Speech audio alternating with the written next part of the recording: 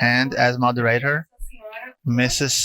Mônica Saraiva Panic, Institutional Relations Director of BH2.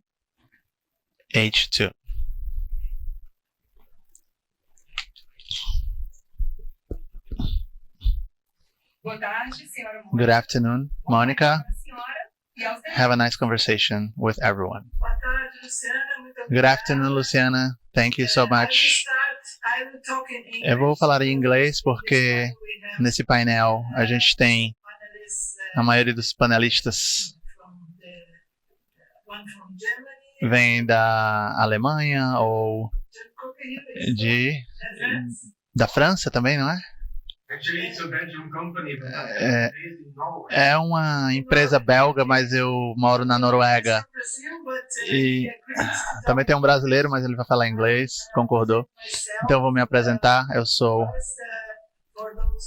para aqueles que não me conhecem, eu sou diretora da Associação Brasileira de Hidrogênio. Também faço membro de uma sociedade, né, na área de hidrogênio. E também sou consultora da FIEC para a Federação da Indústria do Estado do Ceará. E tenho o privilégio de contribuir com toda essa iniciativa do Hub do Hidrogênio Verde, lançado no Estado em fevereiro deste ano. Então eu estou muito feliz com esse evento, juntamente com o Jurandir, um dos organizadores. A gente projetou esse programa e incluiu pela primeira vez o setor dos off-takers, e é muito importante o setor do aço, porque já usa hidrogênio, mas esperamos que vai usar ainda mais, né? No caso, o hidrogênio verde, porque pode ser produzido em larga escala comparado ao setor atual do hidrogênio. Sem problema, muito obrigado, Mônica, pelo convite. E eu sou Jurandir Picanso também, muito obrigado a você pelo convite para participar dessa reunião, desse painel. Eu sou Emílio Matsumura, eu sou o CEO da ePlus Transition Institute e vou compartilhar minha tela aqui para que vocês possam ver. Ok, então, bem, eu vou começar falando sobre esse tópico importante para o Brasil, ou seja, relacionado com a transição energética. Mas antes de falar disso, eu gostaria de falar um pouco sobre a transição energética. O instituto no qual eu trabalho é um instituto independente e também sem fins lucrativos e 100% brasileiro, dedicado à promoção da transição energética aqui no Brasil. A gente acha que a transição energética é ótimo para o crescimento econômico baseado numa economia com pouco carbono e também apoiado por tomadores de decisão e pesquisas que cuidam da segurança energética e também produz eficiência econômica e são responsáveis em termos de termos ambientais. Eles são justos e também com tudo que é possível de fazer. Promovem diálogos e debates e tentam integrar diferentes perspectivas da sociedade para que essas soluções sejam alcançadas. Como vocês sabem, o Brasil é uma sociedade muito plural, com grupos diferentes formando a sociedade brasileira. Um dos aspectos principais do nosso trabalho aqui hoje é aumentar o conhecimento sobre transição energética. Muitos dos brasileiros não sabem o que é isso, mas é uma oportunidade real para o país começar um novo desenvolvimento, né, um novo modelo. E fazemos isso com as nossas publicações e eventos, e todos eles são gratuitos no nosso site www.emaisenergia.org. Vocês devem conhecer o nosso site, mas na última tela vocês vão ter aí o endereço desse site exatamente. E também a gente é uma instituição muito recente, começamos em 2018 E eu entrei no projeto no ano passado, em 2020, em setembro. Então, IPLOS faz parte de uma rede internacional de transição energética, no caso, institutos, e estão tentando executar a transição energética e avançar com isso para realmente, por causa das urgências climáticas do mundo. Eu vou basear a minha apresentação aqui em 2 estudos. Um deles se chama Desafios e Oportunidades para o Brasil,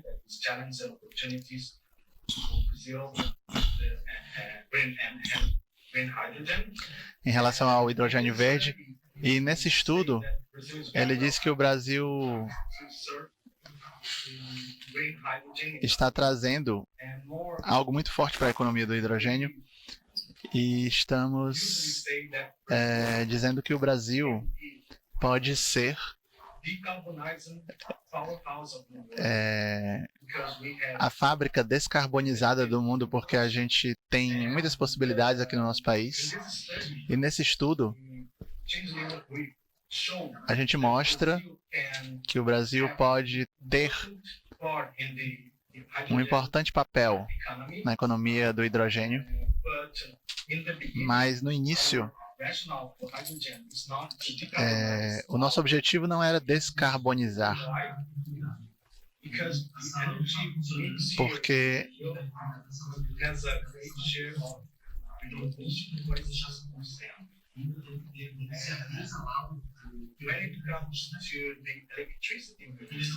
quando se trata das necessidades energéticas,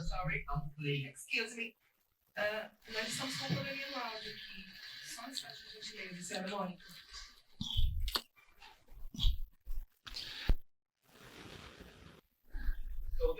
Então, o raciocínio sobre o hidrogênio no Brasil é que se trata de uma parcela muito importante das energias renováveis que temos disponíveis, né? E quando se trata das necessidades elétricas, representa mais de 80%, então é muito diferente. É claro que tem oportunidades para a descarbonização aqui nas necessidades energéticas, especialmente nas indústrias do transporte, por exemplo, mas em termos de hidrogênio, temos outras alternativas, outras fontes de energia que são mais profundas do que o hidrogênio para a descarbonização, mas o Brasil pode usar essa economia do hidrogênio que está se formando agora nas suas conexões com o mercado internacional. E a gente aponta 3 produtos onde o Brasil pode ter uma vantagem competitiva importante. É o hidrogênio verde ou o aço com baixo carbono, baixo teor de carbono, amônia e refis. É claro que não há apenas oportunidades, mas também desafios. E algumas delas são as regulações e a velocidade dos custos de produção em termos de redução. Outro ponto que é importante para o Brasil é que tem tantas oportunidades aqui que temos que usar essas oportunidades para uma modificação maior, uma mudança maior no Brasil e sua economia e também na sociedade. Ou seja, temos que pensar na transição energética em termos de oportunidades sociais também. Temos que pensar numa transição energética que seja justa. E o Brasil, eu acho que talvez vocês saibam, conheçam esse gráfico aqui. O Brasil pode ser um dos produtores mais competitivos, ultrapassando aí o Chile, por exemplo, Austrália, e por aí vai.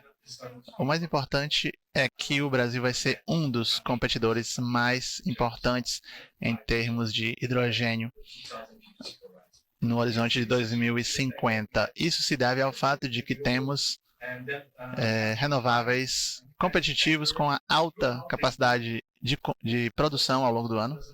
Não importa realmente o mês do ano. Ao longo de todo o ano, podemos produzir energia renovável. E uma coisa importante que não é tão mencionada sobre o Brasil em relação a outros países é a economia de escala. Porque o Brasil pode produzir hidrogênio com grandes fábricas, pode oferecer aos produtores também há um grande consumo interno no futuro.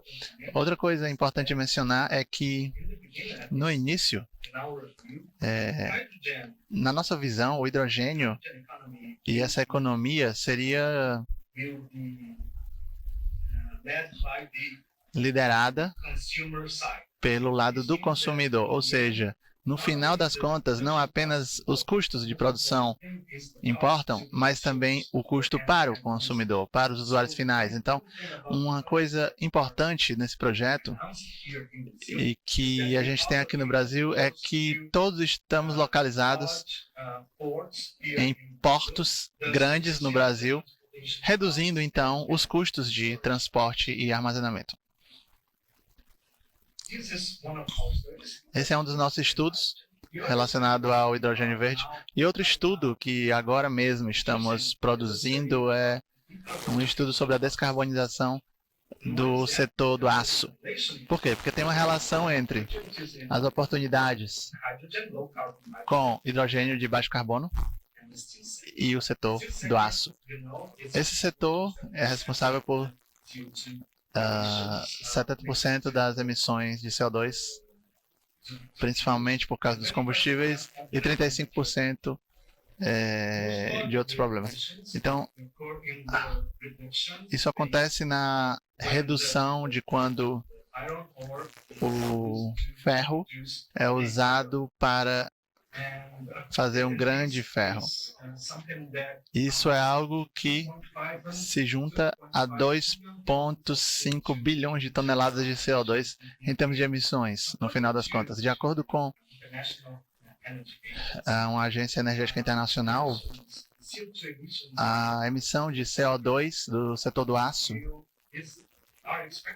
espera-se que alcance 2,7 gigatoneladas ou bilhões de toneladas de CO2, o que é equivalente a um ano de emissões até 2050, se nenhuma medida for tomada em termos de redução da demanda ou melhorar o processo durante esse período. Então, se nada for feito, haverá um aumento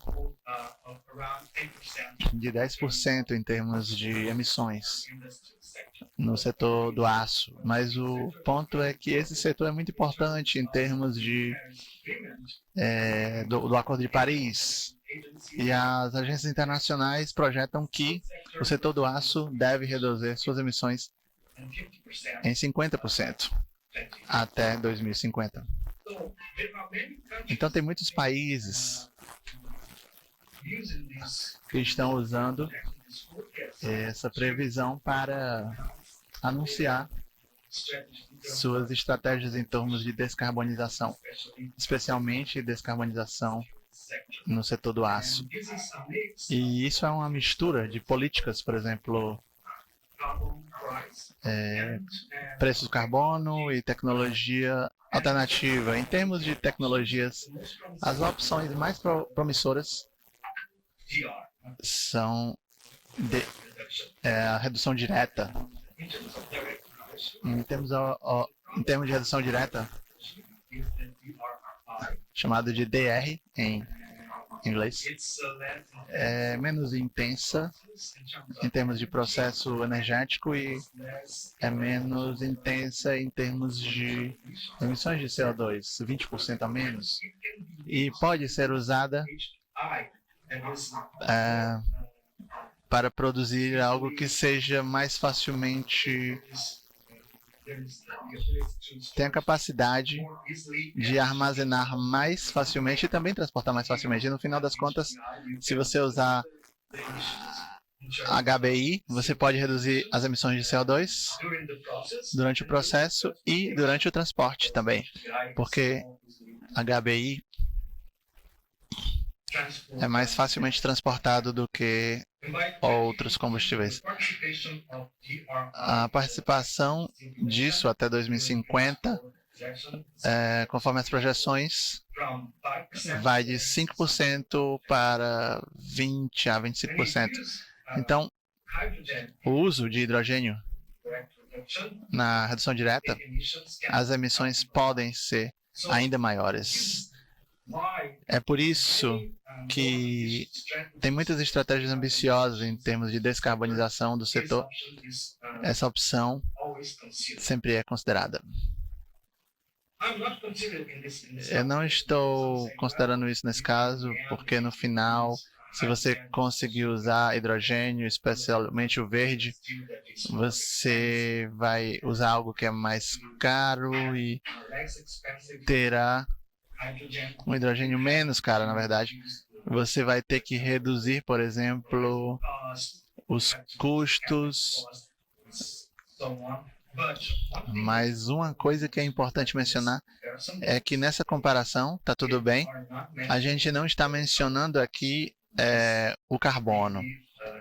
E talvez seja muito importante fazer esse ponto no futuro, especialmente depois dessa reunião, onde os mercados de carbono fizeram um acordo em termos de redução de carbono, né, em relação à certeza sobre as perspectivas do mercado de carbono internacionalmente falando. Bem, como eu disse, a gente tem 2 estudos e esse aqui é o segundo deles. Está sendo feito agora. Nesse estudo, a gente tenta levantar os principais problemas para projetar as raízes da descarbonização no setor do aço no Brasil. E vocês podem ver aí do lado direito as barras laranjas estabelecem tecnologias e as verdes falam sobre as tecnologias que estão no processo de se tornar mais naturais e as azuis são as energias mais novas. Mas a gente pode ver aqui que para essas tecnologias que emitem menos em termos de CO2, a gente tem que reduzir também o CAPEX. A gente sabe como é que reduz, mas a gente também tem que reduzir o CAPEX. 400 euros por tonelada de aço produzido. Esse é o principal desafio que a gente tem. Além disso, a gente tem uma grande oportunidade nessa década. Agora aponta que 70% dos planos tradicionais existentes hoje em dia, ou 1 bilhão de toneladas de produção por ano, alcançarão seu ciclo de vida completo. Então, nessa década, a gente está olhando aí para um futuro próximo. Em uma direção, a gente pode substituir esses planos com a tecnologia existente e usar uma tecnologia durante outros 50 anos, né?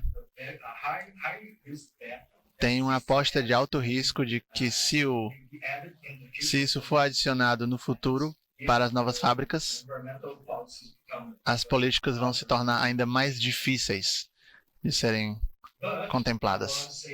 Agora diz que é muito importante mudarmos a tecnologia. Temos que ir para as raízes tecnológicas menos prejudiciais. E isso dá uma estimativa da quantidade de expansão. Mas o ponto é, isso precisa acontecer nesta década. E temos uma grande oportunidade porque vamos substituir essas fábricas do jeito que elas foram imaginadas originalmente. E agora eu gostaria de finalizar dizendo que, ok, o hidrogênio dá uma oportunidade de descarbonização muito boa e ótima, e está aumentando, o interesse nisso está aumentando, está acontecendo, é muito importante para a descarbonização em todo o mundo, especialmente se a gente quiser limitar o aquecimento global para 1,5 graus Celsius até 2050, especialmente para aqueles setores, né, que trabalham com o calor. E o setor do aço é um dos que trabalha muito com hidrogênio. O Brasil tem grandes perspectivas para ajudar a descarbonizar o setor do aço, não apenas por causa do hidrogênio, porque agora o Brasil emite menos do que a média mundial. No setor do aço, 1,5 toneladas de aço, enquanto que o mundo é em torno de 2. O Brasil tem, por exemplo, charco na sua produção, isso é muito importante mencionar isso, mas além do hidrogênio, o Brasil, como eu disse, tem o potencial de reduzir as emissões na indústria do aço a partir de várias perspectivas diferentes ou fontes energéticas. A gente pode usar a biomassa, podemos usar a energia renovável, também podemos usar hidrogênio verde. E o ponto é, como é que o Brasil vai se conectar com a indústria do aço no futuro? A gente tem que ver quais são os potenciais possíveis de serem desenvolvidos. A gente pode exportar HBI ou exportar o aço verde. Esse aço verde pode sofrer algumas barreiras comerciais de alguns países no início, eu não sei. Talvez isso aconteça, seja uma possibilidade real. Também depende aí de quão comprometidos os países estão com essa indústria, enquanto pensam sobre a indústria doméstica. Eles têm uma parcela importante na produção do aço, ou eles têm opiniões políticas muito diferentes. Então, nesse caso, talvez possamos pensar nisso como uma opção. No setor de aço é uma boa oportunidade, porque o Brasil é o segundo maior exportador de aço. Então, a gente pode exportar mais do que um produto mais valioso. A gente também pode exportar o que poderíamos chamar de aço verde. As economias de escala derivam da participação externa do Brasil no setor do aço. Isso pode ser usado para potencializar o aço renovável no Brasil para o mercado interno também. E isso é um ponto muito importante para realmente mudar o aço tradicional para o aço verde no futuro, mas o raciocínio vem disso tudo que falamos. E por último, mas não mais importante, a implementação de mercados de carbono pode acelerar o processo de descarbonização nessa indústria. Então eu gostaria de agradecer a atenção de vocês. Aqui estão os meus contatos, meus links e redes sociais. Mônica. Obrigada, Emílio, pela excelente apresentação. E agora eu peço à organização para apresentar a apresentação gravada do Sr. Matias, do Instituto Fraunhofer.